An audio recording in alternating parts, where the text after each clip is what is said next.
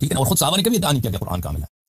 تو پھر دلیل مجھے دکھا دو، آپ مجھے دلیل دکھا دیں، پھر اگر میں تو میرا تو وعدہ ہے میں مان جاؤں گا، لیکن اگر میں نہیں مانا تو کم از کم لوگوں کو پتہ چل جائے گا نا کہ میرا موقف باطل ہے، غیر علمی ہے، غیر صحیح. بس ختم بات، نہیں ختم بات. نہیں آپ سے حامدا ومصلیا ومسلما اما بعد فاعوذ باللہ من الشیطان الرجیم بسم اللہ الرحمن الرحیم.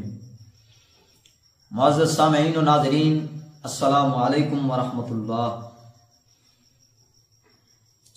حسن اللہ یاری نے دعویٰ کیا کہ اہل سنت اور اہل تشیع کی کتابوں میں سے کہیں بھی ثابت نہیں ہے کہ کسی صحابی نے فرمایا ہو کہ قرآن کامل ہے. ہمارے شیخ مکرم، استاد مکرم، محقق علی الاطلاق، فقیہ النفس حضرت علامہ مولانا مفتی محمد فضل احمد چشتی صاحب مدظلہ العالی، آپ کے شاگرد ابو شجاع حنفی نے اس کو 3 روایات پیش کی. اس نے پہلی روایت پر اعتراض کیا کہ دلالت نہیں بنتی.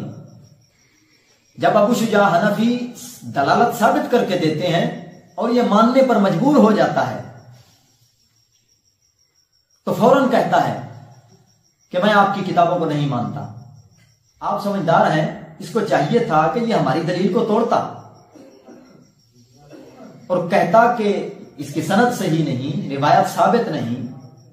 بجائے ہماری دلیل توڑنے کے اپنا دعویٰ توڑ کر بیٹھ گیا. دعوے کے 2 جز بنائے تھے.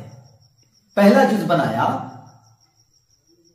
کہ اہل تشیع کی کتابوں میں یہ بات کہیں نہیں، اور دوسرا جز بنایا کہ اہل سنت کی کتابوں میں یہ بات کہیں نہیں.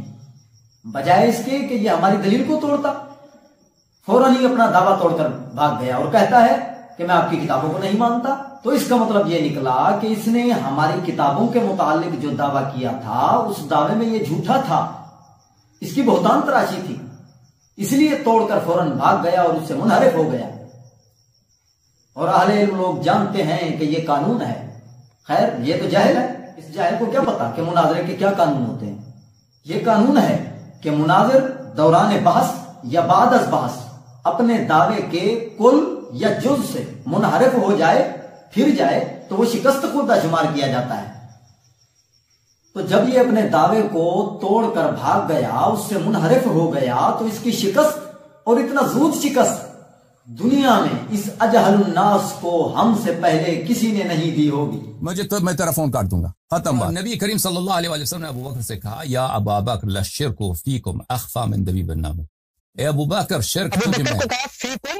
آپ کہتے ہیں فیکم، آپ عربی بہت اچھی جانتے ہیں، آپ فیکم کا معنی تجھ میں کہہ رہے ہیں. بھائی یا ابو بکر، اے ابو بکر، تجھ لوگوں میں اس میں ابو بکر شامل ہو. جب تم سب اجماع کرتے ہو کہ سب بخاری مسلم سب صحیح ہے، اس کے علاوہ اور بھی احادیث صحیح ہیں جو دوسری کتابوں میں موجود ہیں، ان کے اسانید پہ کوئی اشکال نہیں ہے، ٹھیک ہے نا. اور خود صحابہ نے کبھی ادعا نہیں کیا کہ قرآن کامل ہے.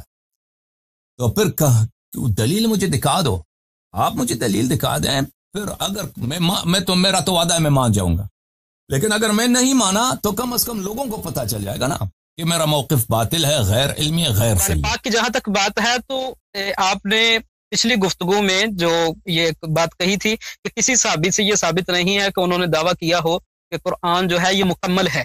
تو میں چاہتا ہوں کہ میں کچھ روایات 1-2 آپ کے سامنے اگر پیش کر دوں تو کہ جس میں اگر میں محمد بن حنفیہ جو ہیں، حضرت علی کے بیٹے جو ہیں، ان کا قول جو بخاری شریف میں بھی ہے اور مسند احمد بن حنبل میں بھی، اور حضرت ابن عباس سے بھی یہ روایت مروی ہے کہ انہوں نے فرمایا کہ ما ترک رسول اللہ صلی اللہ علیہ وسلم الا ما بین هذین اللوحین.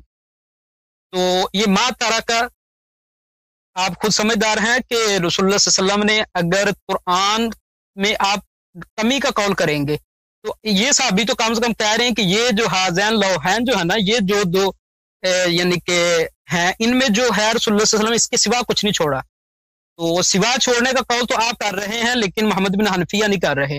یہ مسند احمد میں اگر کہیں گے، میں رقم الحدیث بتا دیتا ہوں، اور بخاری شریف میں یہ موجود ہے. تو یہ اور جناب مولا علی، اور بھائی یہ دلیل لے کے آئے نا، کہتے ہیں دلیل لے کے آتے ہیں صحابی کا قول کہ قرآن میں نقصان نہیں ہے.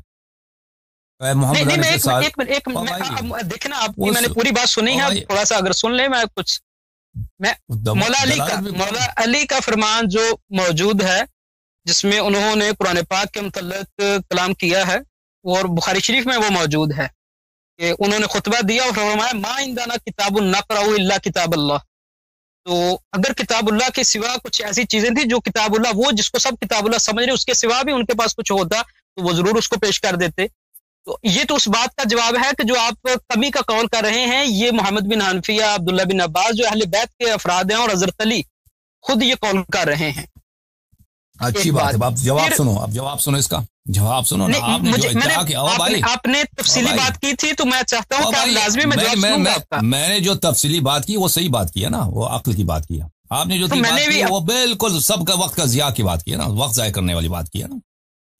وہ آپ کہتے ہیں کہ آپ کے پاس ایسا دلیل ہے کہ صحابہ نے کہا ہے کہ قرآن میں سے کچھ گھٹا نہیں ہے. اس کے میں نے پیش کیا ہے. ہاں، جو پیش کیا ہے نا کہ نبی کریم صلی اللہ علیہ وسلم نے کچھ نہیں چھوڑا سوائے قرآن کے، یا ہمارے پاس کوئی کتاب نہیں ہے کہ اس کو ہم پڑھیں سوائے قرآن کے. تو اس میں کہاں ہے کہ اس میں کوئی کمی نہیں ہے؟ اس میں وہ کہاں ہے؟ حاضن ٹھیک ہے، وہی میں بتا ما تارک رسول اللہ صلی اللہ علیہ وسلم الا ما بین ہذین اللوحین. یہ کیا ہے؟ یعنی کہ یہ اشارہ تو کر رہے تھے اپنے. اور آپ جانتے ہیں کہ یہ مختار جو تھا جس نے وحی کا دعویٰ کیا تھا، یہ اس وقت کی بات ہے، اور مسند احمد میں وہ الفاظ موجود ہیں. اچھا، تو یہ اس وقت میں کہہ رہے ہیں. بھائی اچھا، تو آپ سمجھتے ہیں اس کی دلالت کرتا ہے کہ قرآن میں کوئی نقصان نہیں ہے، ٹھیک ہے نا.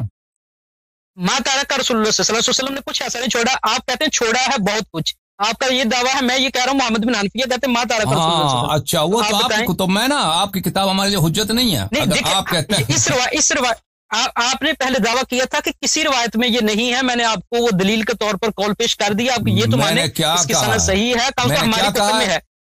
آپ نے کہا تھا کہ کسی صحابی کا یہ قول نہیں ہے کہ انہوں نے قرآن کو ثابت مانا ہو، مکمل مانا ہو. مکمل معذرت غالباً اس مفہوم ہے اسی کا، ٹھیک ہے نا. اور خود صحابہ نے کبھی ادعا نہیں کیا کہ قرآن کامل ہے. یہ مکمل کا قول ہے. ما تارک رسول اللہ. اچھا بھائی، آپ جو ہے نا، وہ آپ نے کہا کہ پہلا شرط ہے عقل کا، تو وہ آپ کا جو ہمارے آپ اس سے اختلاف ہے بھائی. ٹھیک ہے نا. میں چلے یہاں بس ختم. تو دوستو، آپ دیکھ چکے ہیں کہ ہماری دلیل کی مضبوطی کو دیکھ کر جب یہ اپنے دعوے سے منحرف ہو چکا ہے، شکست کھا چکا ہے، اس کے بعد مزید کسی بھی موضوع پر بات کرنے کی کوئی گنجائش ہے؟ مناظرہ کیا مذاق ہوتا ہے؟ ہم یہ غلطی کبھی نہیں کریں گے کہ ایسے شخص کو اپنے استاد محترم کے سامنے بٹھائیں جو ان کے شاگردوں سے واضح شکست کھا چکا ہے. لہذا ذرہ برابر بھی عقل اور شعور رکھنے والے لوگ اس کی بک بک، اس کی جہالت اور اس کے کفریات کی طرف ہرگز اپنے کان مت دھریں. یہ عبداللہ بن سبا کا حقیقی بیٹا ہے اس دور کا، جو اس شکل میں آیا ہے. تو کیا آپ لوگ عبداللہ بن سبا کی نسل کو اتنا ذلیل دیکھنے کے بعد بھی اس کے قریب جائیں گے؟ لہذا آج کے بعد ہمارے استاد تو استاد رہے، یہ کسی بچے کے ساتھ بھی مناظرے کے قابل نہیں ہے.